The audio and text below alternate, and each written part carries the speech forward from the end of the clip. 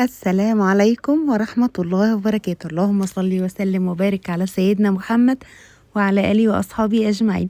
النهاردة إن شاء الله جاية لكم فيديو جديد. يلا بينا نسمي الله ونشوف النهاردة هنعمل ايه. لما بتوع الكومباوندات بقى يدخلوا الفرن البلدي، لا عايزة اقول لكم يعني وهو داخل الفرن ده كان مستخبي، كنا مفكرين ان هو مش هيدخل خالص وهيمنعوه من الدخول، بس على مين دخل كده وعملنا فيه احلى حاجات واعظم حاجات واعظم اختراعات.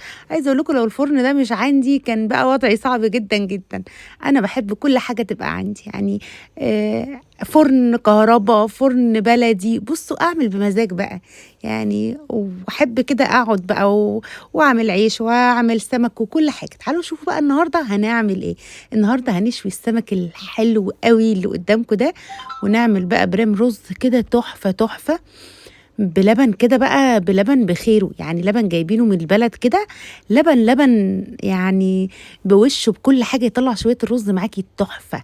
تعالوا بقى ايه، ولعت الفرن، حميته، حطيت برام الرز بقى. برام الرز ده غسلت الرز وعايرته، نص البرام رز والنص التاني لبن على ميه وشويه ملح بس كده. وتعالوا بقى غسله السمك كويس، هنحط عليه شويه رده، عندي كل حاجه، رده تلاقي، سمك تلاقي، بصوا كل حاجه. تعالوا بقى نحط الرده كده، وبعد زي ما قلت لكم ما حمينا الفرن، تعالوا بقى ايه نحط السمك في الفرن. النهارده يوم السمك والرز ده بيبقى خفيف خفيف، عارفين، لا مواعين متوسخه ولا طبيخ ولا بوتاجاز اشتغل، لا يعني بننزل من الفرن كده على الاكل على طول.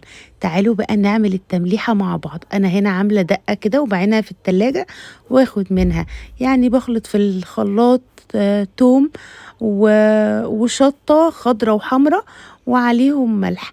هنعمل هنا انا جايبه بوري وجايبه كمان شبار، هنعمل الشبار في تمليحه ميه ونعمل البوري لا مش في ميه بقى، نرشه في ملح كده. تعالوا اوريكم هنعمل ايه. يلا بقى بسم الله كده نحط السمك بتاعنا الجميل ده في الفرن. وتعالوا بقى اقول لكم يعني لما يبقى معاكي سمك شبار كده كبير، تسويه ازاي بقى وما يطلعش لا فيه دم ولا فيه اي حاجه ومستوي حلو قوي. تعالوا يلا.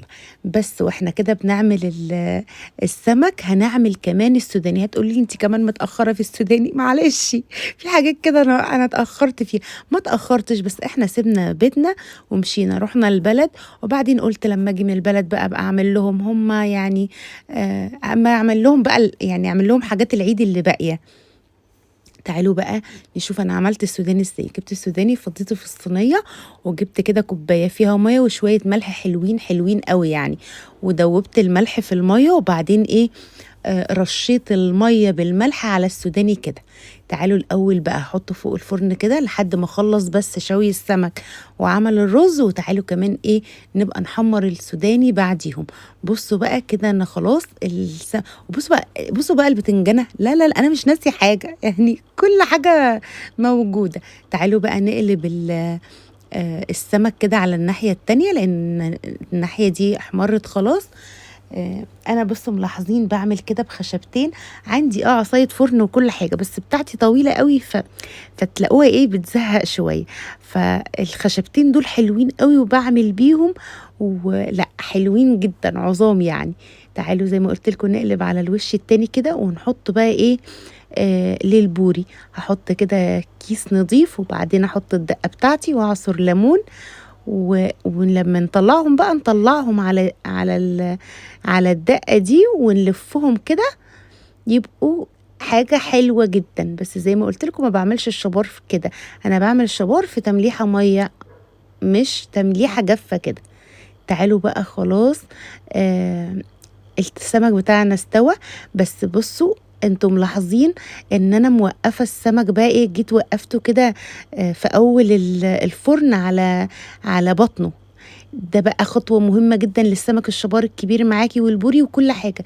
خلاص هو استوى معاكي، تجيبيه بقى الناحيه دي كده في اول الفرن وتوقفيه على بطنه كده، يعني توقفيه على سيفه كده، ويتلدن معاكي بقى، يبقى بعيد عن النار بتاعتك الحامية اللي لجوه وقريب من الباب، فيتلدن براحته جدا وانتي موقفاه على بطنه، ميبقاش فيه دم ولا اي حاجة. يعني مثلا اعملي الموضوع ده، جيبيه كده على مثلا دقيقتين 3 4 على باب الفرن كده، يتلدن معاكي ويبقى جميل كده. ملحنا اللي في ميه، وهنا رشينا على البوري اللي معايا، وبس كده.